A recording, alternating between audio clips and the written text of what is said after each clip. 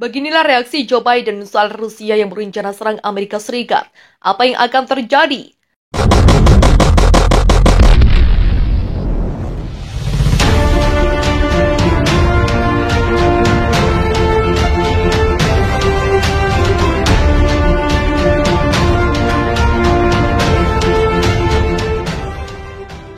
Mendapat gertakan dari Rusia yang siap menyerang Amerika Serikat, Joe Biden langsung memberikan tanggapannya.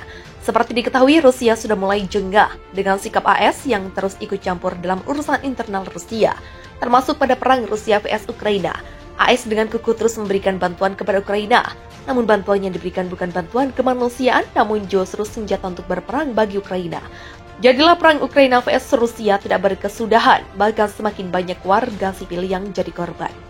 Presiden Joe Biden pada hari Kamis menanggapi komentar baru-baru ini dari pejabat Rusia mengancam perang dengan AS dan NATO, menyebut retorika semacam itu sebagai tanda keputusan dan dirasakan Rusia tentang kegagalan hina mereka. Biden membuat pernyataan selama pidato Gedung Putih yang mengumumkan permintaan yang dia buat kepada Kongres tentang penyediaan dana 33 miliar ke Ukraina sebagai dukungan untuk perangnya dengan Rusia. Setelah Presiden membuat pernyataan yang sudah disiapkan, seorang reporter bertanya kepadanya tentang pejabat Rusia yang menggambarkan konflik ini sebagai konflik antara NATO, AS, dan Rusia. Reporter itu juga mengangkat Menteri Luar Negeri Rusia Sergei Lavrov baru-baru ini yang menyatakan bahwa NATO pada dasarnya akan berperang dengan Rusia melalui proksi. Dan jika komentar seperti itu membuatnya khawatir, itu tidak benar, jawab Biden.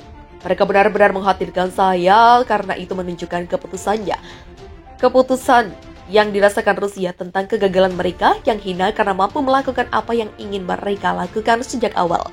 Biden melanjutkan, jadi saya pikir itu lebih merupakan cerminan bukan dari kebenaran tetapi dari kegagalan mereka.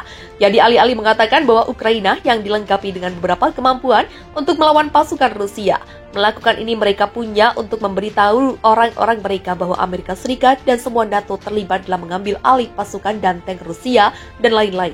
Jadi ini nomor 1 itu adalah alasan atas kegagalan mereka. Tapi nomor 2 itu juga jika mereka benar-benar bersungguh-sungguh tidak ada yang boleh membuat komentar kosong tentang penggunaan senjata nuklir atau kemungkinan bahwa mereka akan melakukannya. Gunakan itu tidak bertanggung jawab. Para ahli mengatakan bahwa Rusia dalam beberapa hari terakhir telah meningkatkan jumlah pernyataannya tentang NATO sebagai taktik strategis untuk menyebarkan disinformasi dan memicu ketakutan. Pada hari Rabu, Presiden Rusia Vladimir Putin mengatakan dalam pidatonya bahwa pasukan Rusia akan menanggapi dengan serangan balasan terhadap anggota NATO atau negara lain yang menimbulkan ancaman strategis bagi Rusia di Ukraina. Wakil Menteri Luar Negeri Rusia Sergei Ryabkov juga membuat pernyataan serupa pada 13 April. Selama wawancara dengan kantor berita milik negara Rusia TASS, Ryabkov mengatakan, Rusia akan mempertimbangkan kendaraan AS dan NATO yang mengangkut senjata di wilayah Ukraina sebagai target militer yang sah. Selama pidatonya tentang permintaan pendanaan, Biden menyatakan mengapa dia merasa mendukung Ukraina itu penting. Biaya pertarungan ini tidak murah, tetapi menyerah pada agresi akan lebih mahal jika tidak membiarkannya terjadi. Katanya, kami mendukung rakyat Ukraina saat mereka membela negara mereka atau kami hanya diam saat Rusia melanjutkan kekejaman dan agresi mereka di Ukraina. Rusia punya senjata jauh lebih canggih, Presiden Rusia Vladimir Putin mengatakan. Rusia punya senjata yang jauh lebih canggih dari negara Barat, Amerika Serikat, dan NATO. Namun Rusia tidak akan memperlihatkannya. Senjata-senjata tersebut baru akan digunakan jika memang sudah dibutuhkan.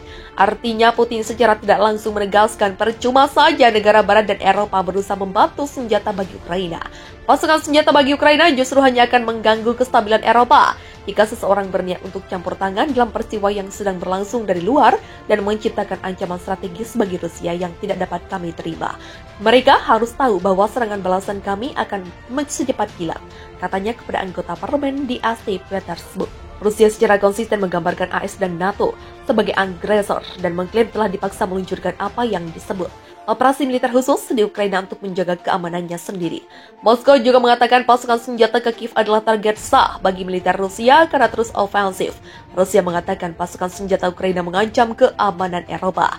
Moskow mengklaim dukungan militer Barat untuk Kiev akan memprovokasi ketidakstabilan setelah Putin memperingatkan agar tidak campur tangan. Pasukan senjata Barat ke Ukraina merupakan ancaman bagi keamanan Eropa.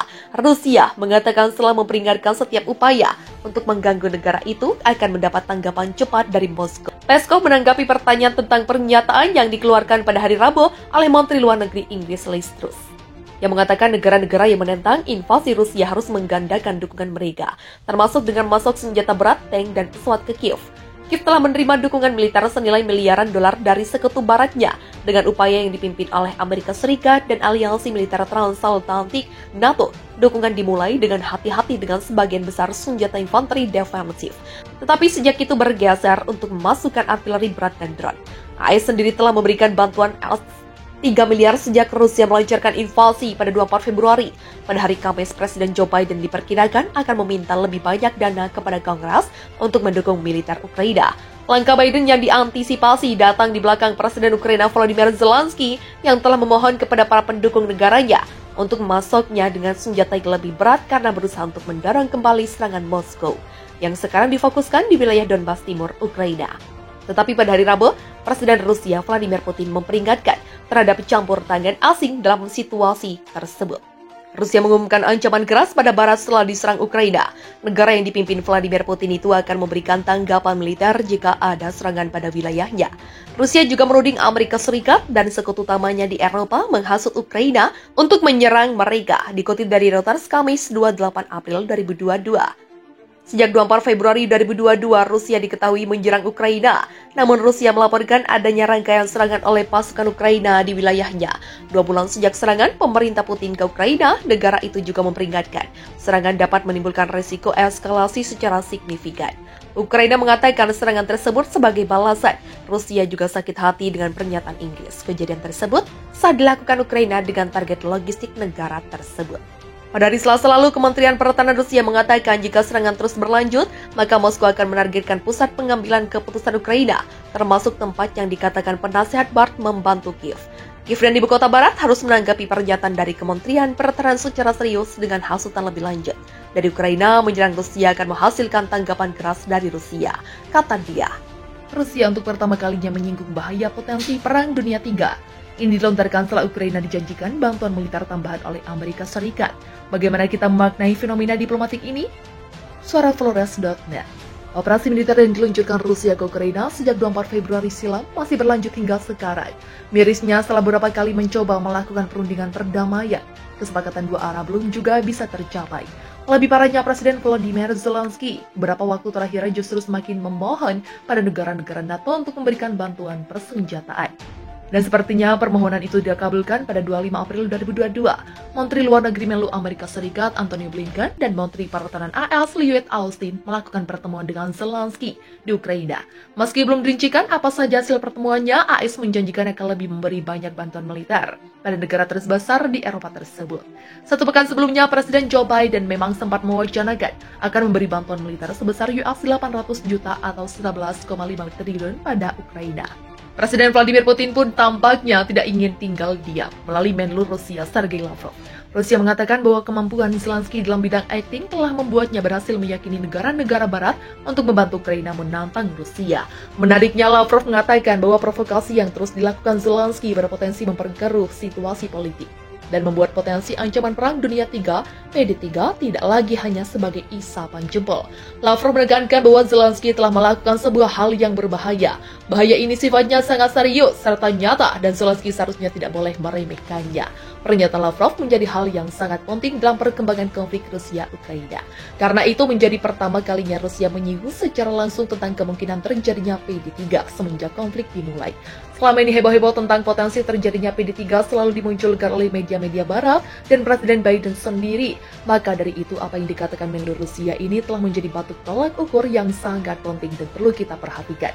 Lantas bagaimana seharusnya kita memakai fenomena diplomatik ini? Apakah hanya gertakan? Ancaman tentang potensi PD3 oleh Rusia sontak ditanggapi Ukraina. Menlu Dmytro Kuleba mengatakan bahaya PD3 yang dilontarkan Lavrov hanya sebagai gertakan agar tidak ada negara yang berani membantu Ukraina.